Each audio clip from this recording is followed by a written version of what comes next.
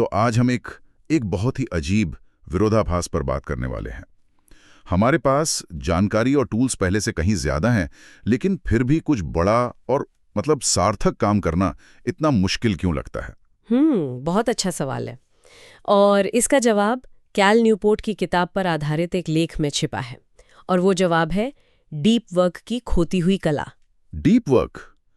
हम सब ने इसके बारे में सुना तो है कि बिना भटकाव के काम करना, लेकिन आज हम इसके उन पहलुओं को समझने की कोशिश करेंगे जिन पर जैसे कम ध्यान दिया जाता है। बिल्कुल, जैसे कि ये हमारे दिमाग की केमिस्ट्री को कैसे बदलता है। हाँ, और क्यों आज के दौर में ये सिर्फ एक स्किल नहीं बल्कि एक ताकतवर चुनाव बन गया है। और इसकी शुरुआत होती है इसके ठीक उलट चीज को समझने से, जिसे न्यूपोर्ट शैलो वर्क कहते हैं। शैलो वर्क यानी वो छोटे मोटे काम। हाँ, वही, जैसे ईमेल चेक करना, मीटिंग्स में बैठना, सोशल मीडिया पर जवाब देना। ये काम हमें व्यस्त होने का एक एहसास तो कराते हैं, लेकिन असल में कोई बड़ी वैल्यू नहीं देते। एग्जैक्टली।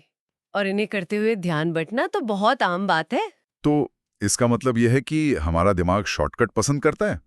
उसे एक ईमेल का जवाब देकर मिलने वाली वो छोटी सी जीत की लत लग जाती है, भले ही वो असल में किसी बड़े लक्ष्य में मदद न करे। हाँ, यही तो मनोवैज्ञानिक जाल है।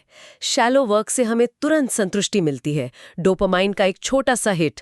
लेकिन इस लेख का जो मुख्य तर्क है वो ये है कि जो काम असल में मायने रखता है वो डीप वर्क से ही आता है। जो करियर बनाता है, जिससे नई खोज होती है। बिल्कुल। आज की इस भटकी हुई दुनिया में घंटों तक एक ही चीज पर ध्यान लगा पाने की क्षमता वो एक दुर्लभ और बहुत ही कीमती कौशल बन गई है। एक मिनट, क्या आप ये कह रही हैं कि ये सिर्फ एक मानसिक अनुशासन नहीं है?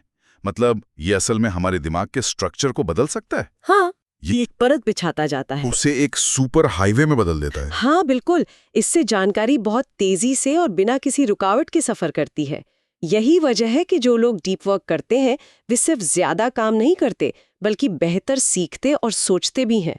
ये सब सुनने में तो बहुत अच्छा लगता है, दिमाग को अपग्रेड करना, एक सुपर पावर हासिल करना। लेकिन असल दुनिया में, जहां बॉस का मैसेज हर 5 मिनट में आता है, इसे करना लगभग नामुमकिन लगता है। सही बात है। तो क्या स्रोत इस रोजमर्रा की हकीकत से निपटने के लिए कोई रास्ता सुझाता है? हाँ, और यही इस लेख की खूबसूरती है। ये नहीं कहता कि सबको साधु बन जाना है। इसमें डीप वर्क को अपनाने के लिए 4 अलग-अलग फिलॉसफी बताई गई हैं। अच्छा।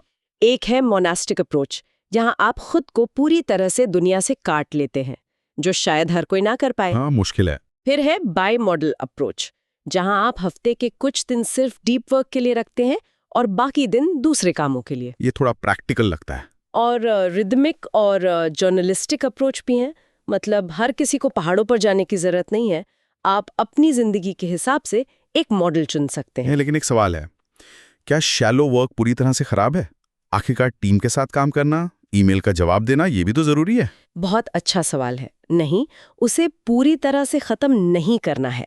शैलो वर्क हमारी नौकरी का हिस्सा है। मुद्दा है संतुलन का। संतुलन का? हाँ, न्यूपोर्ट सलाह देते हैं कि हम अपने शैलो वर्क को सीमित करें, उसे एक तय समय में समेट दें, ताकि वो हमारे पूरे दिन पर हावी ना हो जाए। तो लक्ष्य है डीप वर्क के लिए जानबूझकर समय बनाना। बिल्कुल, भले ही वो दिन में सिर्फ 90 मिनट ही क्यों ना हो। 90 मिनट का केंद्रित काम 8 घंटे के भटके हुए काम से कहीं ज्यादा असरदार हो सकता है। तो इन सब का सार क्या है? इस पूरी जानकारी का निचोड़ क्या है? इसका असली सार ये है कि डीप वर्क सिर्फ प्रोडक्टिविटी का कोई हैक नहीं है। ये आज की अटेंशन इकोनॉमी के खिलाफ एक तरह का विद्रोह है। विद्रोह? ये तो काफी गहरा शब्द है, क्योंकि हर बार जब कोई डीप वर्क चुनता है तो वो उन बड़ी कंपनियों को न कह रहा है जो हमारा ध्यान बेचकर पैसा कमाती हैं। ये अपने दिमागी स्पेस पर अपना हक जताना है। एग्जैक्टली। जो लोग इस कला में माहिर हो जाते हैं वे न सिर्फ अपने करियर में आगे बढ़ते हैं, बल्कि एक ज्यादा संतुष्ट और उद्देश्यपूर्ण जीवन भी जीते हैं। इस शोर शराबे वाली दुनिया में फोकस ही असली आजादी है। वाह, फोकस यानी असली आजादी। हाँ, तो आज की चर्चा से ये साफ है कि ध्यान लगाना सिर्फ एक काम करने का तरीका नहीं है, ये सोचने और जीने का एक तरीका है। तो यहाँ सोचने के लिए एक दिलचस्प सवाल ये है, अगर आपका ध्यान आपकी सबसे कीमती संपत्ति है, तो आज इसे कहाँ और कैसे निवेश किया जा रहा है?